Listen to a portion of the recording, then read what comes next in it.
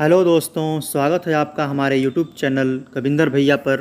तो देखिए, आज का जो वीडियो है नाउन से संबंधित है, यानी संज्ञा से संबंधित है कि हम लोग किसी वाक्य में कैसे पहचानेंगे कि किस कैटेगरी में नाउन रखा गया है।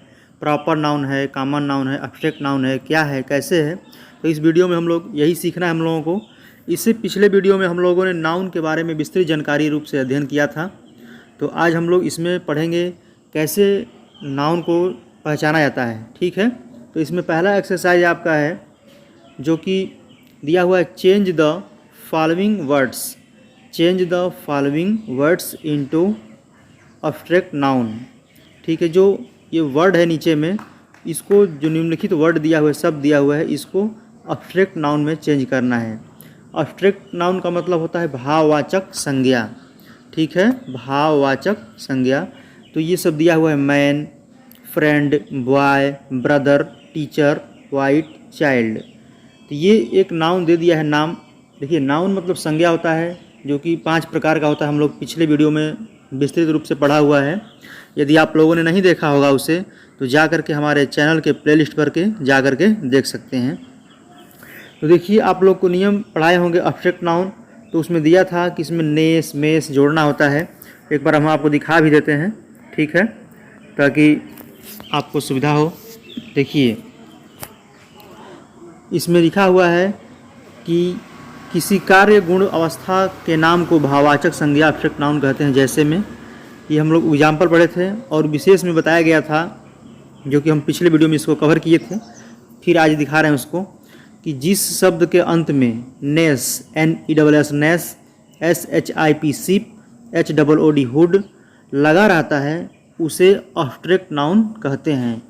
ठीक है, एग्जाम्पल दिया है यहाँ पे, kindness, childhood, manhood, whiteness, sickness, friendship. तो इस प्रकार से हम लोग एब्स्ट्रैक्ट नाउन को चेंज करते हैं, कोई भी नाउन को। जैसे काइंड मतलब दयालु होता है, काइंडनेस मतलब दयालुता। तो इसी प्रकार हमारा एक्सरसाइज दिया हुआ है, जो इसमें हम लोगों को बतलाना है।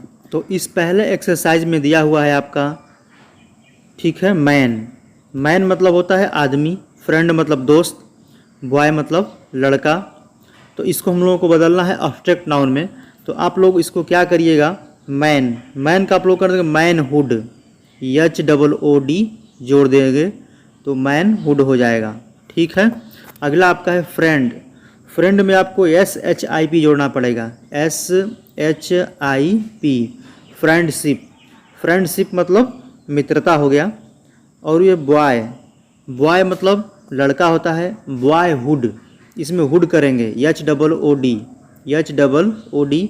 हम इसको अलग से PDF नहीं बनाए थे लिख करके, क्योंकि ये टॉपिक आसान है, इसलिए इसी पे बता दे रहे हैं। आप लोग अपने कॉपी पे आप लोग नोट कर लीजिएगा या दिमाग में नोट कर लीजिएगा।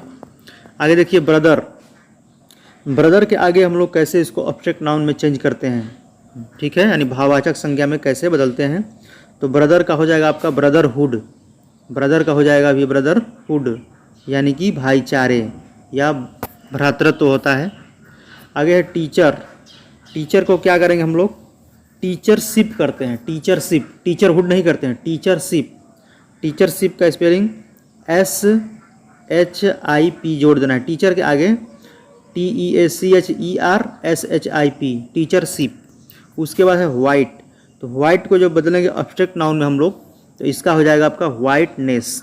वाइट मतलब होता है सफ़ेद, और ये वाइटनेस मतलब होता है सफ़ेदी, जैसे NESS। ठीक है, तो WHITENESS। तो वाइटनेस मतलब सफ़ेदी या उजाला तो होता है, उजाला तो। आगे है आपका चाइल्ड। चाइल्ड मतलब होता है बच्चा। अब इसको एब्स्ट्रैक्ट नाउन में चेंज किया जाएगा, तो हो जाएगा चाइल्डहुड, CHILDHOOD। ठीक है, चाइल्डहुड मतलब होता है बचपन। तो आप लोग इस चीज़ को अच्छे से समझ गए होंगे।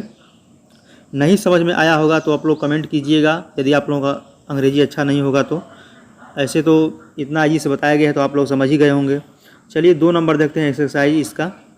इसमें दिया हुआ है आपका right. Right kinds of the noun given below, मतलब कि नीचे दिए गए जो है आपका संज्ञा, ये सब संज्ञा है। कोई भी हम लोगों का जो दिया जाता है नाम, तो नाउन के बारे में हम लोग पढ़े ही हैं, 5 प्रकार का होता है, तो कोई भी नाउन दे सकता है। तो इसमें प्रकार बताना है इसको, इसमें सब मिला जुला कर दे दिया है, सभी प्रकार के नाउन को दे दिया है इसमें।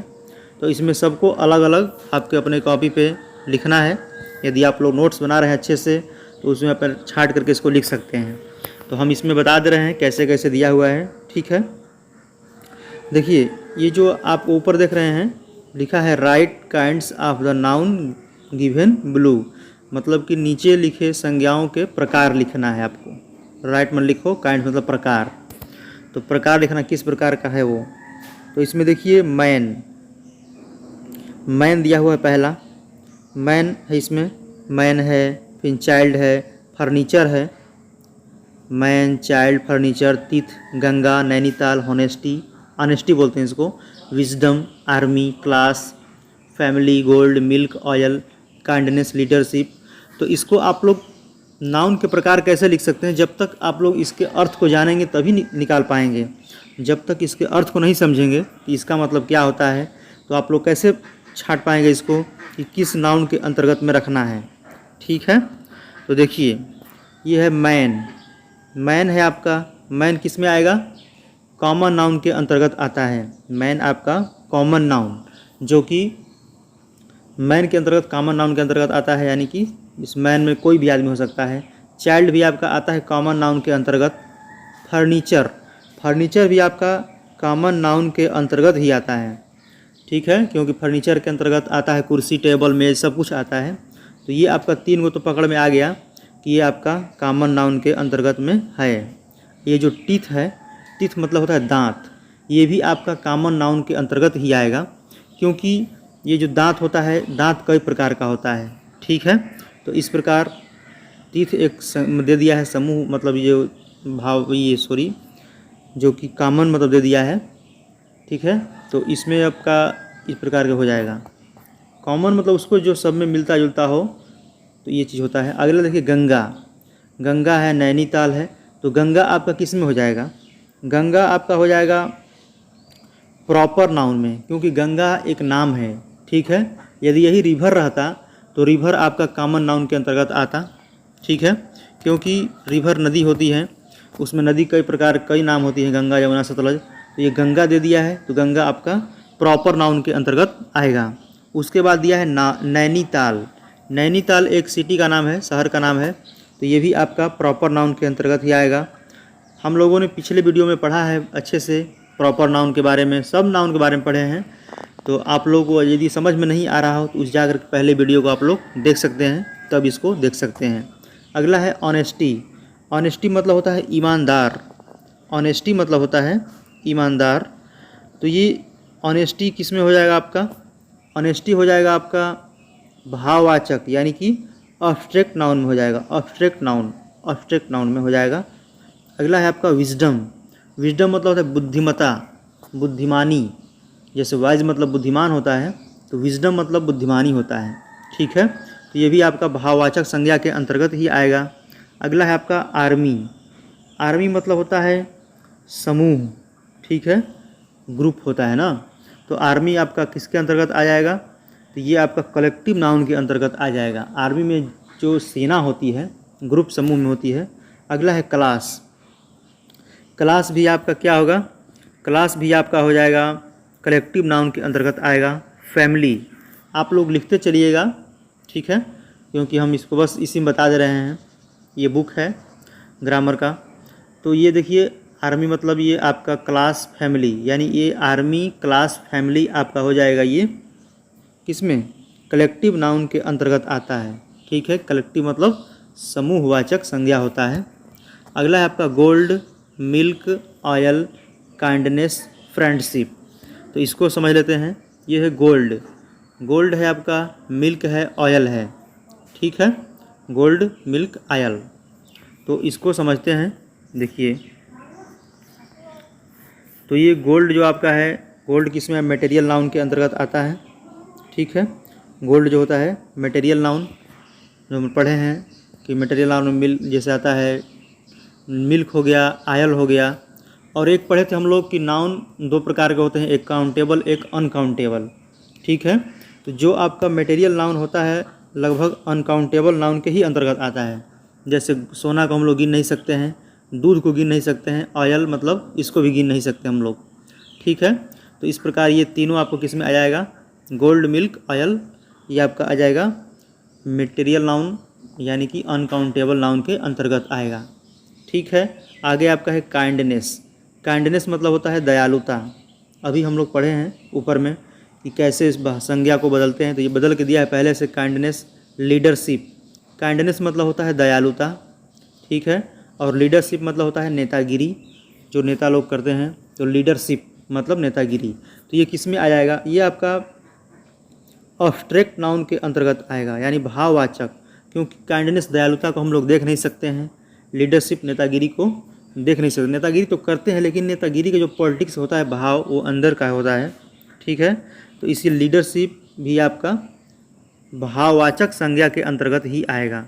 ठीक है, आगे देखिए तीसरा एक्सरसाइज है इसको तीसरा एक्सरसाइज में दिया हुआ है, point out the nouns in the following sentences. मतलब कि निम्नलिखित, फॉलोइंग मतलब होता है निम्नलिखित, सेंटेंसेज मतलब वाक्य। तो निम्नलिखित सेंटेंसों में संज्ञा को पॉइंट आउट मतलब कि छांटिए या चिन्हित कीजिए, इंगित कीजिए। पॉइंट आउट मतलब होता है निकालना, इंगित करना। ठीक है, मतलब पहचानने को बोल रहा है। ये 10 वाक्य दिया हुआ है, इस 10 वाक्यों में हम लोगों को संज्ञा को निकालना है। ठीक है, तो संज्ञा को हम लोग कैसे निकालेंगे, यही आप लोग हमको इसमें पढ़ना है। ठीक है, तो चलिए देखते हैं। ऑनेस्टी दिया है, honesty. Honesty is the best policy. Honesty is the best policy. तो इसको हम लोग कैसे करेंगे, देखिए ये आपका हो जाएगा honesty is the best policy, मतलब कि ईमानदारी ही सर्वोत्तम नीति है। ईमानदारी ही सर्वोत्तम नीति है। तो इसमें पहला जो आपका है, तो इसमें नाउन क्या होगा, नाउन हो जाएगा ऑनेस्टी। ऑनेस्टी मतलब होता है ईमानदारी। तो ईमानदारी को हम लोग पहला में लिख देंगे अलग से, HONESTY। तो ये आपका नाउन पकड़ में आ गया। इस प्रकार से आप लोगों को नाउन को समझना होगा, पहचानना होगा। अगला है आपका the crowd was big. The crowd was big. The crowd was big यानी कि भीड़ बड़ी थी, यानी भीड़ बहुत ज़्यादा था। क्राउड मतलब भीड़ होता है और बिग मतलब बड़ा, तो भीड़ बहुत ज़्यादा था या भीड़ बड़ी थी, जैसे कोई भीड़ इकट्ठा होता है। तो इसमें आपको पहचानना होगा कि नाउन कौन से हैं, नाउन कौन से हैं। तो भीड़, क्राउड आपका भीड़ हो गया। ये किसके अंतर्गत आएगा, समूहवाचक के अंतर्गत आता है। ठीक है, तो आप लोग इसको क्राउड को अलग लिख देंगे। दिया है ना कि नाउन्स को केवल छांटना है हम लोग, नाउन को, केवल नाउन को, वर्ग और कुछ भी नहीं, बस केवल नाउन को निकाल लेना हम लोगों को। अगला आपका है द एलिफेंट हैज़। देखिए the elephant has great strength. Strength मतलब होता है बल या ताकत। तो हाथी में बहुत ताकत होती है या हाथी के पास बहुत बल होता है, इसका अर्थ दो होगा। तो the elephant has great strength, तो इसमें आप लोगों को छांटना होगा, इसमें कौन सा आपका है, ये नाउन कौन सा इसमें है। तो ये एलिफेंट हाथी, तो ये हाथी आप लोग इसको निकाल लेंगे। ठीक है, तो हाथी को हम लोग निकाल देंगे अलग से, ये आपका नाउन में अंतर्गत आ जाएगा। आगे देखिए the king was is just. The king is just मतलब कि जस्ट, इनजस्ट मतलब न्यायी। राजा न्यायी है, राजा न्यायी है मतलब न्याय करने वाला है। तो राजा, इसमें क्या होगा, किंग होगा। किंग आपका क्या हो जाएगा, किंग आपका नाउन हो जाएगा। किंग जो है आपका नाउन, राजा, तो ये नाउन के अंतर्गत आ जाएगा आपका ये किंग। अगला है आपका he gave me a bunch of grapes. He gaves मतलब कि उसने मुझे एक अंगूर का गुच्छा दिया। उसने मुझे एक गुच्छा दिया अंगूर का। ग्रेप्स मतलब अंगूर होता है, बंच मतलब गुच्छा।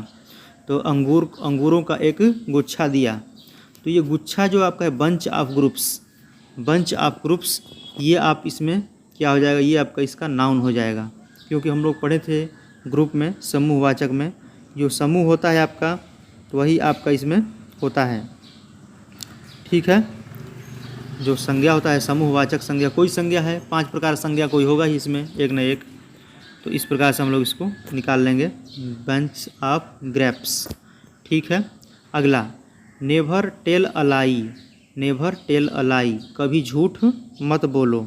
तो इसमें हम लोगों को कैसे पहचानेंगे नाउन कौन है? देखिए, नेवर मतलब कभी नहीं, टेल मतलब बोलना, क्रिया हो गया।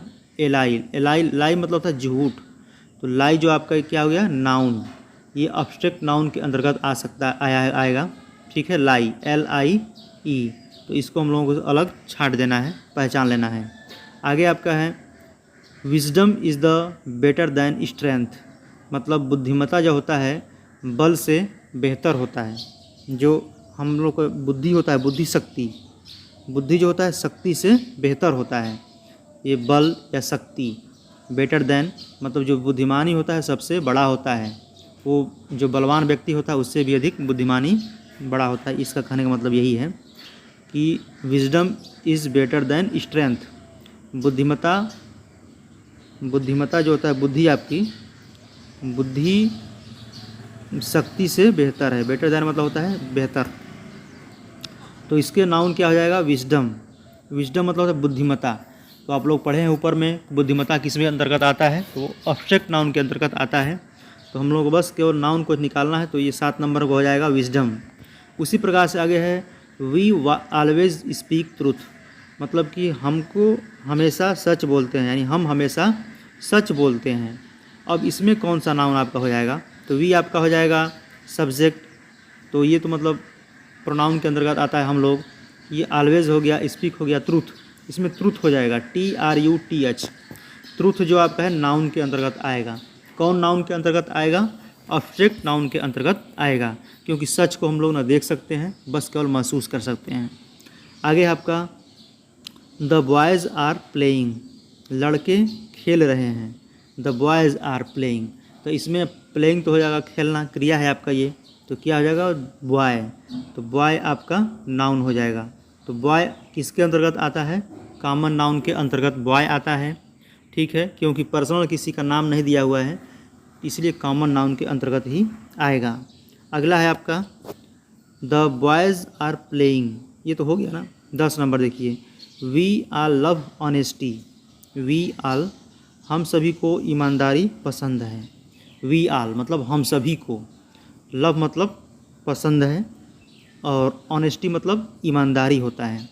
तो हम सभी को ईमानदारी पसंद है, तो इसमें आपका नाउन क्या हो जाएगा? नाउन आपका हो जाएगा ऑनेस्टी। ऑनेस्टी मतलब होता है ईमानदारी, जो कि ऑब्स्ट्रैक्ट नाउन के अंतर्गत यानी भाववाचक संज्ञा के अंतर्गत ही आता है। तो चलिए, ये आज का वीडियो यहीं पे रहेगा। अगले वीडियो में जब हम और टॉपिक पढ़ा लेंगे नाउन के बारे में, तो ये आपको बताएंगे कैसे सेंटेंस को क्रम में रखा जाता है। ठीक है, तो यदि आप हमारे चैनल पर नए हैं तो इस चैनल को ज़रूर सब्सक्राइब कीजिए और अपने दोस्तों के यहाँ भी शेयर कीजिए। वीडियो देखने के लिए बहुत बहुत से धन्यवाद आप लोगों का।